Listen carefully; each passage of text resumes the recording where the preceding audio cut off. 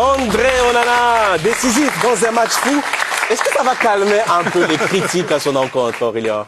J'espère en tout cas, parce que c'est vrai qu'à l'image de son équipe, il y a beaucoup d'erreurs par-ci par-là, mais un gardien c'est fait pour gagner certains points, pour faire des matchs comme il l'a fait contre Lyon. J'espère qu'il va continuer là-dessus, être régulier, parce que c'est ce qu'on demande et à lui et à d'autres gardiens ou aux défenseurs. Mais j'espère que voilà, il va continuer et qu'on ne parlera que du positif de lui à Manchester United. Est-ce que son avenir s'inscrit d'ailleurs toujours à Manchester United, ou bien il incarne tellement la 14e place des United cette saison en Première Ligue?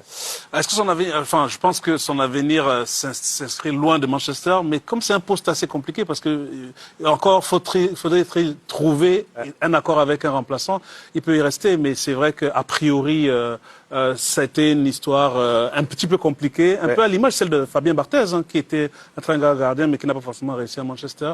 Je trouve qu'il est irrégulier, effectivement. Il fait de gros matchs, de grosses performances. Il a Maguire devant. Il assume pleinement le fait de prendre des risques dans son jeu. Parce que oui, vous vous souvenez sans doute de l'interview qu'il nous a accordé cette saison dans Talent d'Afrique. Il disait, je prends des risques, je les assume. Est-ce que son jeu, qui est un peu risqué, est compatible avec la situation actuelle de Manchester United? Non, selon moi, il n'est pas du tout compatible.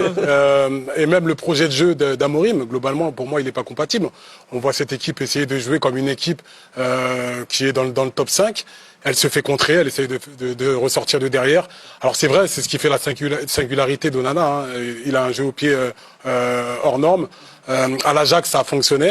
Ça leur a permis d'aller très loin en Champions League il y a 5-6 ans. Ils avaient fait une demi-finale, il me semble, contre Tottenham.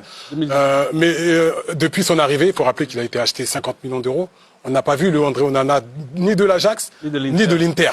Et à l'Inter, je pense qu'il était à son apogée. Il était injouable.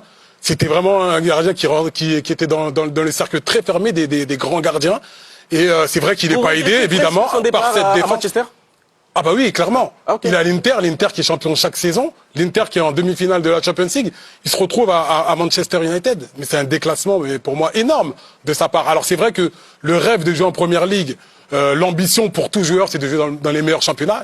Le championnat anglais est peut-être le meilleur championnat du monde, mais il est dans une équipe, malheureusement, qui aujourd'hui ne compte plus en Angleterre. Donc Onana reste un grand gardien. Après, aujourd'hui, il n'est plus du tout à son niveau. C'est vrai que la dernière fois qu'on a parlé de lui comme étant un très très grand gardien, c'est quand il a joué la finale de la Ligue des Champions avec l'Inter. Oui, mais bon, c'est pas la même équipe. Il avait 3 Golgoth devant lui. Là, il a Maguire. Je veux dire, c'est journée porte ouverte. Maguire a été décisif contre l'Olympique Lyonnais. Oui, mais en numéro 9. En numéro 9, non, mais moi, à sa place, je bouge pas. Il est dans un club prestigieux. Il a un énorme salaire. Pour retrouver une place de numéro 1 dans un top le salaire. club, Ah oui. ça compte dans une carrière. Oui, mais les titres, ça compte aussi. Parce qu'à l'Inter, ils vont peut-être gagner la Champions League, ils vont peut-être être champions de Serie A. Il n'est pas à l'Inter. Ouais, mais c'est ça justement. C'est un choix.